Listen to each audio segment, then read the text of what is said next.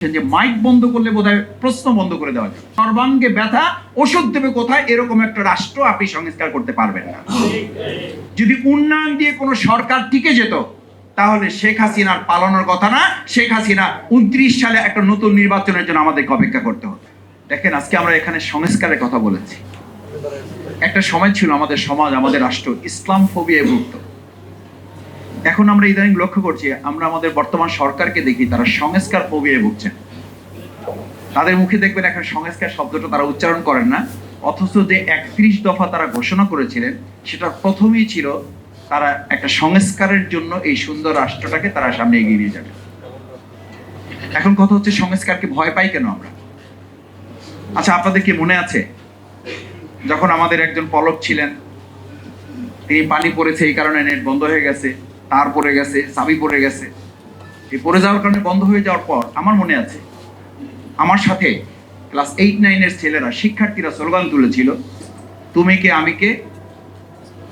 এই স্লোগানের পাশে তখন যখন মিডিয়া বন্ধ হয়ে গেল, সোশ্যাল মিডিয়া বন্ধ করে দিল, তখন আমাদের সন্তানরা স্লোগান তুলেছিল, তুমি কে আমি কে, মিডিয়া মিডিয়া। অর্থাৎ প্রত্যেক ব্যক্তি, তখন আন্দোলনকামী এক একজন ব্যক্তি রাস্তায় দাঁড়িয়ে বলছিল মিডিয়া বন্ধ করে লাভ হবে না, আমরা প্রত্যেকেই আজকে মিডিয়া হয়ে এখানে এসেছি। বর্তমান কেউ কেউ এই সরকারের মধ্যে এসে এরকম একটা চিন্তা তারা মনে করছেন যে মাইক বন্ধ করলে বোধহয় প্রশ্ন বন্ধ করে দেওয়া যাবে না। যদি যাওয়া যেতেও তাহলে 24 জুলাই গণ আন্দোলনে ওই সময় নেট বন্ধ করে দিয়ে, সোশ্যাল মিডিয়া বন্ধ করে দিয়ে শেখ হাসিনা একটা কথা খুব আফসোস করে বলেছিল, 2024 5ই আগস্টে মাঠে আমার পতন হয়েছে, কিন্তু তার আগে পতন হয়েছে এই সামাজিক যোগাযোগ মাধ্যম এবং মিডিয়ার কাছে। যে 15 বছর বাইরে থাকলে এই আন্দোলনের রাস্তায় কি হয়েছে এটা তো আপনার চোখের সামনে নাই, আপনি বুঝবেন না। তখন আমাদের কেউ রাস্তায়, আমাদের সন্তানেরা এটা লেখেন নাই, সংশোধনের কাজ চলিতেছে, বিকল্প রাস্তা ব্যবহার করুন।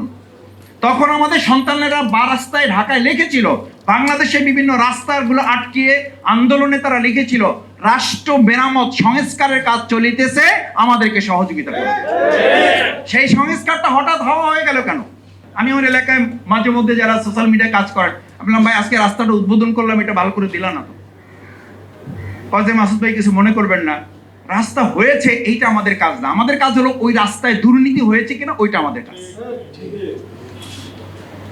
ওই রাস্তার বাজেটটা ঠিক মতো পাশ হয়েছে কিনা, বাজেটটা কার্যকরী হচ্ছে কিনা, এটা হলো আমাদের কাজ। যদি রাষ্ট্র সংস্কারের প্রশ্নেই আমরা একমত না হই, সংবিধান সংস্কারের প্রশ্নে যদি আমরা একমত না হই, সংশোধনের জন্য যদি আসি, তো দাড়িকমা সেমিকরণ পরিবর্তন করে সর্বাঙ্গে ব্যথা ওষুধ দেবে কোথায়, এরকম একটা রাষ্ট্র আপনি সংস্কার করতে পারবেন না। সর্বাঙ্গে ব্যথা ওষুধ দেবেন কোথায়, এরকম একটা রাষ্ট্রে সংশোধন কমিটি করে লাভ হবে না, কমিটি করতে হবে সংস্কার, এবং সেই সংস্কার কমিটিতে বিরোধী দলকে রাখতে হবে। শেখ হাসিনার সময় আমরা শুধু শুনেছি উন্নয়ন উন্নয়ন উন্নয়ন, নির্বাচন লাগবে না। এরপরে আমরা এবার এমন একটা সময় আসলাম, এসে শুধু শুনলাম নির্বাচন নির্বাচন নির্বাচন, সংস্কার আর লাগবে না। এরপরে এখন এসে আবার নতুন করে দেখতেছি উন্নয়ন উন্নয়ন উন্নয়ন, সংস্কার বলে আর কোনো কিছু দরকার নাই, শুধু উন্নয়নের কথা বলে এখন মিডিয়া এবং জনগণকে একটা হাইপ দিয়ে আমাদেরকে সামনে এগিয়ে নেওয়া হচ্ছে।